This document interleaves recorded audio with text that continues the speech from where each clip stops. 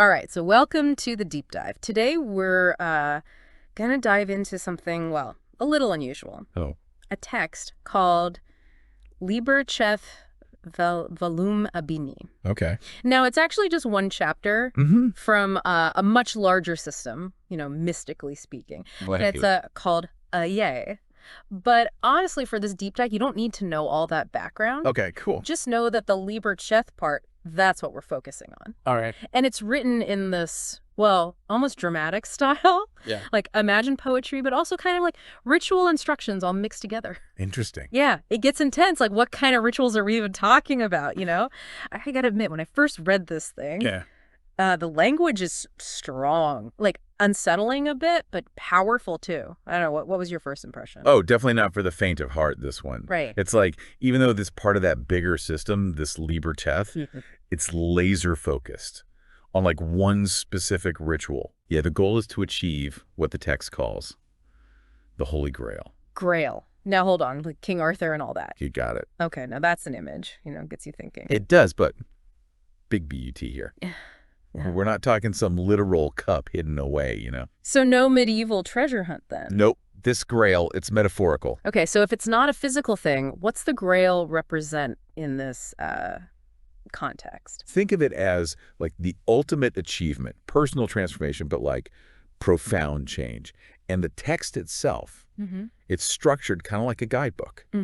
To that transformation, it's got these numbered points, almost like steps in the ritual. Okay, so walk me through it. What's like step one on this Grail quest? Well, right off the bat, it invokes this powerful female figure. Okay. Babylon. Babylon. Yeah, and she's described as the mother of abominations, the bride of chaos. Mother of abominations. Yeah. Now that doesn't sound like the, typical image of the divine feminine. Nope, and that's on purpose. It's meant to be provocative, shake things up. But the key takeaway here, the Holy Grail, it's tied to this very specific feminine force. Okay, so Babylon, mother of abominations, she's our guide on this quest, all right. What's the first step we got to take? Point 2 says, "Thou shalt drain out thy blood that is thy life into the golden cup of her fornications." Whoa, hold on a second. Are we talking blood sacrifices here? Dark rituals? This is getting a little intense. Nah, not literally. Got to remember, heavy symbolism at play here. Okay. Meant to evoke strong emotion, get you out of your comfort zone. Think of blood here as like a metaphor for your life force. So not literal bloodletting, but giving your all to this. Babylon. Bingo. Complete surrender, holding nothing back. That's the core idea here throughout the whole text. No half measures then. Sounds like a pretty radical path, spiritually. It is. And the text doesn't shy away from that, like what happens when you surrender. Okay. Point 3 says, "Thou shalt mingle thy life with the universal life. Thou shalt not keep back one drop." So it's not just giving yourself over, but like merging with something way bigger, dissolving into this universal life. Yeah, and notice how final it is. Not one drop. Yeah. Total commitment. No escape hatches. Once you're in, you're in. What happens after that? After this total merging, this dissolving of the self? Well, point 4 gets pretty graphic. It says, "Then shall thy brain be dumb, and thy heart beat no more, and all thy life shall go from thee, and thou shalt be cast out upon the midden, and the birds of the air shall feast upon thy flesh, and thy bones shall whiten in the sun." Okay, blood metaphors. Now we've got vultures picking at bones. Bit of a shift from the peaceful imagery you see in some spiritual stuff. What's going on here? It's about ego death.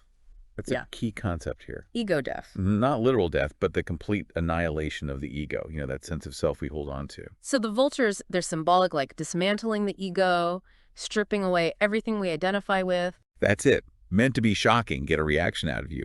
That's the whole point of Liber Cheth. True change requires a total breakdown of yourself as you know it. And what about this midden? Is that like a significant detail? Oh, absolutely. Midden's basically a garbage heap. It's about being discarded, reduced to nothing. Totally humbling. So like the text is saying, you think you're something special. Nope, you're trash. In a way, yeah.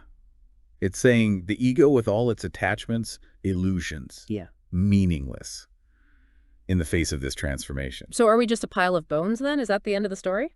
Not quite. There's more to this. Point 5 says, "Then shall the winds gather themselves together and bear thee up, as it were, a little heap of dust in a sheet that hath 4 corners, and they shall give it unto the guardians of the abyss." Okay, bones to dust. Abyss. That sounds ominous. Abyss here, it's the unknown, the void beyond our comprehension. That's where the ego, now dust, totally dissolves. And these guardians of the abyss, like cosmic gatekeepers or something. You could say that. Forces governing this realm beyond the ego, beyond understanding. So even in this symbolic death, there's a process. Where does this dust, this essence of the self go? It goes on. And because there is no life therein, the guardians of the abyss shall bid the angels of the winds cast by. And the angel shall lay thy dust in the city of the pyramids, and the name thereof shall be no more. City of the pyramids. It makes me think of ancient Egypt, death, the afterlife, all that. What's the significance of this location? Another layer of symbolism, hinting at a transition, a new beginning in a realm beyond us. And notice, the name shall be no more. Even your identity, gone. Complete and utter annihilation. Wow, it's like a rebirth, but into something totally unknown. Exactly, surrendering to the unknown, letting go of everything you thought you were. This is intense, and we're only on point 6. This ritual to the Grail, definitely not for the casual seeker. What's next in this journey? Now things get a bit more practical, like steps you actually have to take to prepare for this transformation. Okay, so we've symbolically died, become dust in the city of pyramids. What now? How do we prepare for this ego death in a real-world sense? Point 7 says, Now, therefore, that thou mayest achieve this ritual of the Holy Grail, do thou divest thyself of all thy goods. Step 1. Give up all our possessions. That's a pretty tall order. Challenges those attachments to material things, for sure. The next point expands on that. Thou hast wealth, give it unto them that have need thereof, yet no desire toward it. So it's not just getting rid of stuff, letting go of the desire for it, the attachment. You got it. This whole process is about dismantling the ego and our stuff. Often a big part of that. Makes sense. What else needs to be divested on this path to the Grail? Point 9 tackles another big one. Thou hast health. Slay thyself in the fervor of thine abandonment unto Our Lady. Slay thyself. Wait a minute, we're talking literal suicide here. This is getting a little dark, even for the deep dive. Again, remember the symbolism. Not about physical death. Surrendering your attachment to your well-being. Pushing yourself to the limit. So metaphorically slaying the ego's need for comfort, security, all that. Exactly. Embracing discomfort. Pushing past your limits for something greater. What about that line? Let thy flesh hang loose upon thy bones, and thine eyes glare with thy quenchless lust unto the infinite, with thy passion for the unknown, for her that is beyond knowledge, the accursed one. It's that complete surrender, that burning desire for something beyond the physical, beyond what we know. Complete devotion to her Babylon. Evocative imagery for sure. Forget your body, forget your comfort, focus on the goal. Yeah, and how it ties back to Babylon. Her that is beyond knowledge, the accursed one. Embracing the unknown, the forbidden even. Pretty radical stuff. Definitely getting that sense. But we're not done divesting ourselves yet, are we? What comes after wealth and attachment to health? Point 10 is maybe the most challenging. Yeah. Thou hast love. Tear thy mother from thine heart, and spit in the face of thy father. Let thy foot trample the belly of thy wife, and let the babe at her breast be the prey of dogs and vultures. Okay, now this is disturbing. Advocating for violence? That seems to cross a line. Important to remember, extreme symbolism here, not literal harm.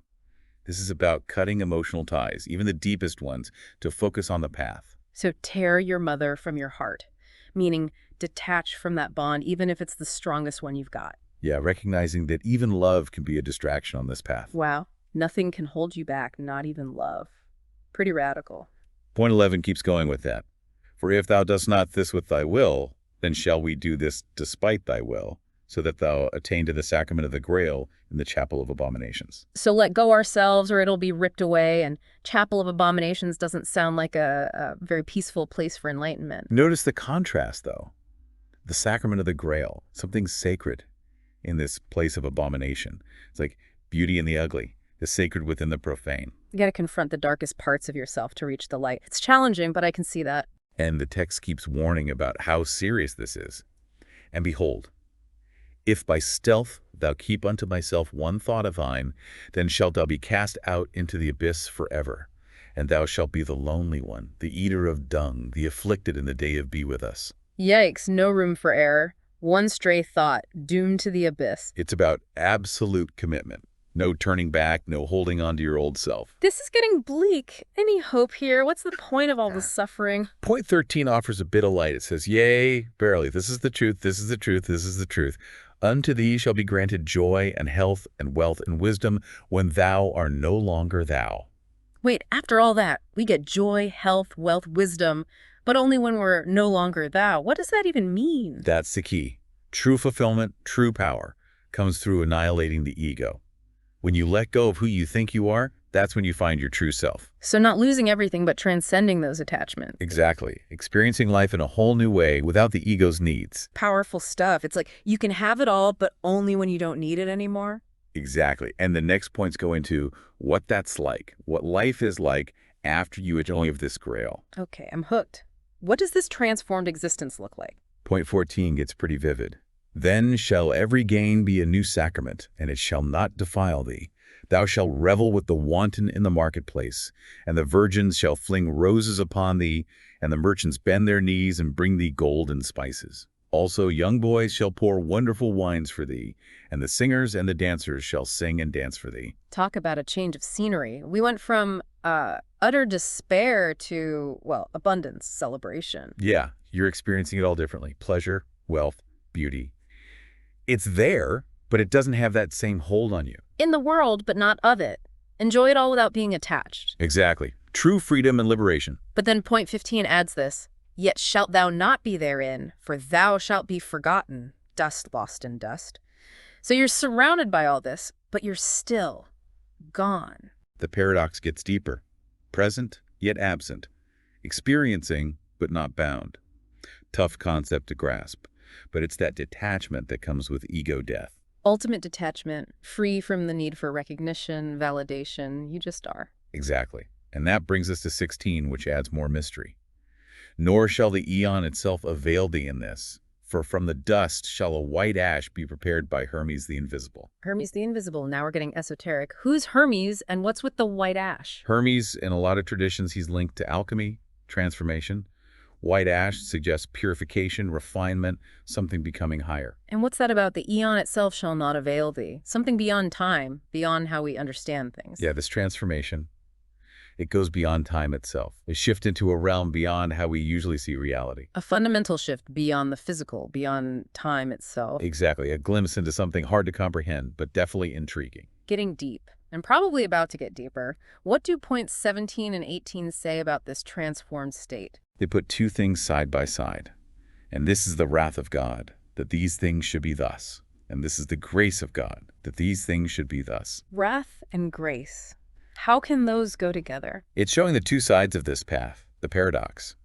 It's tough, demanding, even cruel sometimes, but it's also liberating, freeing. So the punishments, the challenges, those are the keys to enlightenment. In a way, yeah. It's embracing everything, the light and the shadow, joy and sorrow, all part of the journey. And I'm guessing 19 really drives that point home. You bet. It says, wherefore I charge you that ye come unto me in the beginning. For if you take but one step in this path, you must arrive inevitably at the end thereof. No turning back. Once you start, you reach the end, no matter what. Complete commitment, total surrender to the process. And it leads to a big realization, point 20. This path is beyond life and death. It is also beyond love. But that ye know not. For ye know not love. Beyond life and death, beyond love, that's hard to even grasp. Like, it's saying our understanding of those things is just not enough. Exactly. The ultimate reality, the destination here. It's beyond how we currently understand even those basic ideas. Like, you think you know love, you've barely scratched the surface. Exactly. And that leads us to the last points of Liber Cheth, the most mysterious ones. All right, after all this, what's the ending? Point 21 throws us deeper into the mystery. And the end thereof is known, not even unto Our Lady, or to the beast whereon she rideth, nor unto the Virgin her daughter, nor unto Chaos her lawful lord, but unto the crowned child is it known. It is not known, if it be known. Even those powerful figures, Babylon, the beast, Chaos, they don't know where this leads. Seems like it. And then there's this crowned child. But we don't even know if they know the truth. Crowned child. Yeah. Like a riddle within a riddle. And that's what's so great about it. Who are they? What do they represent? What do they know? Up for interpretation. A lot of debate about that from people who study this stuff. Some see it as like innocence, purity, the divine spark inside us all. Others say it's the goal of the path, true selfhood, beyond comprehension. Could be all that and more. The crowned child, it's a powerful symbol. A blank slate we can put our own understanding onto. A reminder that even with all these challenges, there's always potential for transformation, reaching a new understanding. And that the journey matters just as much as the destination. Through the challenges, the shedding of our old selves, that's how we learn and grow. Speaking of the journey, Liber Cheth gets pretty intense about divesting ourselves. Wealth, health, even love. It's a lot to take in. It really makes you rethink what it means to live a good life, a spiritual life. Most traditions say love is the highest good, the goal. But Liber Cheth is saying even that can hold you back. That's how radical this is. Not about comfort or familiar ideas, breaking free from all attachments to reach true liberation. Recognizing that freedom comes from letting go, even of what we hold dear. Can be scary, but also incredibly freeing. Imagine a life without the need to possess, to control, to define yourself by anything external.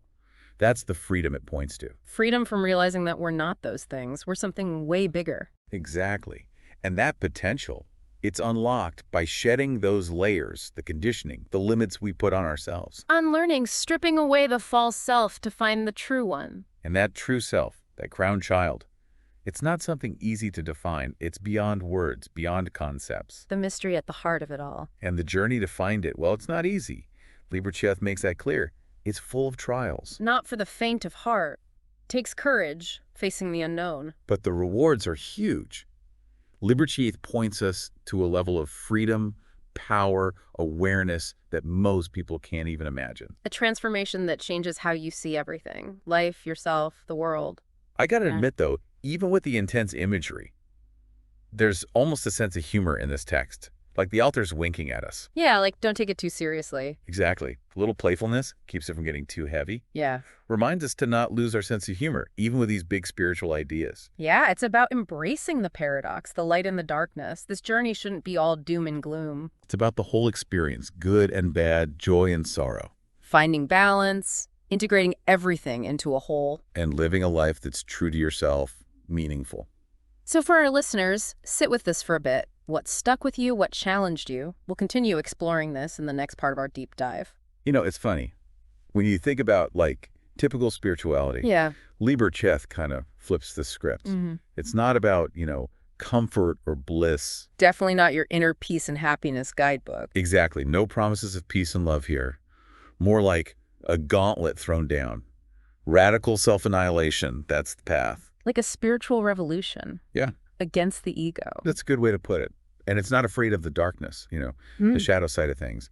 Most traditions try to ignore that stuff. Right. Like it's saying, don't hide from your demons, face them head on, maybe even embrace them. Exactly. Burning away impurities, attachments, illusions, purification by fire, you could say. And the imagery, wow, it's not exactly subtle. Nope. Blood rituals, vultures, the city of pyramids, chapel of abominations. It's meant to shake you up. Like a punch to the gut, wake you up from those comfy illusions. That's a good analogy. A psychedelic fever dream, maybe? That's what makes it so compelling. Not for everyone, though. Takes a certain kind of person, right? Someone who isn't afraid to face the unknown. Yeah, someone ready to shed their old skin, die to their old self, and become something new. Speaking of the unknown, there's this one element that keeps popping up. The feminine. What's the deal with that? Babylon, you mean? Yeah. The Scarlet Woman. Yeah. Yeah, she's a central figure here, and definitely not your typical mother goddess. Not the gentle, nurturing type. Nope. This is raw power, creative and destructive. The wildness of nature, untamed. So in Liber Cheth, she's the guide on this path, but not a gentle one, more like a force of nature, whether you're ready or not. Exactly. And it's interesting how that ties into the Holy Grail, not just a passive symbol of purity. Right, more dynamic. A vessel of power. Transformation. Yeah, it makes you think about the feminine in a whole new way. Embracing the power, the wildness, the wisdom. Liber Cheth doesn't give you easy answers. More like it throws you in the deep end and says, figure it out. It makes you think, makes you question, stays with you long after you're done reading it. And there's that one thing we haven't really talked about yet. The crowned child. Ah, yes, mysterious figure at the very end. The text is saying even Babylon, the beast, chaos, they don't know the ultimate destination of this path. But unto the crowned child is it known. It is not known if it be known. So much mystery. That's the point, I think. Makes you wonder, who are they? What do they represent? What do they know? A lot of different interpretations out there. Some say innocence, purity, That divine spark we all have. Others say it's the goal itself, realizing your true self. Could be all those things. It's a symbol we can project our own understanding onto. A reminder that even with all the challenges, there's potential for transformation, for reaching a new level of understanding. And that the journey matters. The challenges, shedding our old selves. That's how we grow. Liber Cheth talks a lot about divesting ourselves of wealth, health, even love. That's a tough one. It goes against how we usually think about spirituality. Love is supposed to be the highest good. Right. The goal. But Liber Cheth says even that can hold you back. That's the point. Not about comfort. Breaking free from everything to find true liberation. Realizing freedom comes from letting go, even of the things we love most. It's scary, but also incredibly freeing. Imagine a life without needing to possess, control, define yourself by anything external. That's what it points to. Seeing that we're not those things, we're something bigger. Exactly. Shedding those layers, the limits we create for ourselves, that's how we unlock our potential. Unlearning, finding our true selves. And that true self, that crowned child, it's not easy to define. Beyond words, beyond concepts. Mystery at the heart of it all. And the journey to find it, well, it's tough. Liber Cheth doesn't sugarcoat that. Takes courage, a willingness to face the unknown. But the rewards, they're huge. A level of freedom most people can't imagine. A transformation that changes everything. You know, one thing that surprised me, even with all the intense imagery, there's a sense of humor in this text. Oh yeah, definitely. Like the author is in on the joke. Like, don't take it all so seriously. Reminds us to keep our sense of humor even when exploring these big ideas. It's about finding balance, right? The light and the dark, the serious and the lighthearted. Exactly. Integrating everything. So for our listeners, think about what we've discussed. What resonated with you? What challenged you? And how can you apply these ideas to your own life? It's your journey. There's no right or wrong way. Trust your intuition and keep exploring. We'll be back in the final part of this deep dive to wrap it all up. All right, welcome back to the deep dive. We've been spending some time with Liber Cheth Velum Abini. Intense text, lots of symbolism, those stark images, and some pretty radical ideas about, well, transforming yourself spiritually. Yeah, no kidding. Definitely makes you think about the whole spiritual path differently. Yeah. Confront your fears, your desires, embrace the unknown. What gets me is after all that talk of annihilation and sacrifice and everything, it ends up being about liberation, empowerment. Kind of a paradox. Yeah, it is. And that's a big part of what Liber Cheth is getting at. Real freedom comes from letting go. Of the stuff we hold on to the tightest, the things we think, make us who we are. Possessions, identities, desires. Yeah, there. Right. The text is saying, you're not those things. You're way bigger than that. Break free from the limits. Stop playing small, basically. Tap into that potential that's just waiting there. And to do that, you got to shed those layers. The conditioning, the programming, the limits we put on ourselves. Like peeling back the layers of an onion to get to the core. Unlearning, stripping away the false self to find the real one. And that true self, that crowned child, it hinted at. We can't really define it, can we? Nope. It's beyond language, beyond what we can grasp with our minds. It's a mystery. And the journey to find it. Liber Cheth doesn't pretend it's easy. Lots of trials and tribulations along the way. Not an easy path. Takes courage, a willingness to dive into the unknown. But the payoff is huge. Yeah. A kind of freedom, power, awareness that most people never even get close to. It can change how you see everything. Totally. Gotta say, though, as intense as the imagery gets, there's almost a sense of humor in it sometimes, like the author's, winking at the reader. Oh, yeah, I get that. A little playfulness. Yeah. Keeps it from getting too heavy. Exactly. Like, don't take it all so seriously. Important to remember that. Even when we're dealing with these, big, heavy ideas. It's about balance, right? Light and dark, serious and playful. Integrating it all. So as we wrap up this deep dive into Liber Cheth, for anyone listening, what are your takeaways? What really stuck with you? What challenged you? Yeah, think about that. Yeah. And how can you apply those ideas to your own life? Remember, it's your journey. No one can tell you the right way. Trust your gut. Keep exploring. That's what the deep dive is all about. Thanks for joining us, and we'll see you next time for another exploration into, well, wherever our curiosity takes us.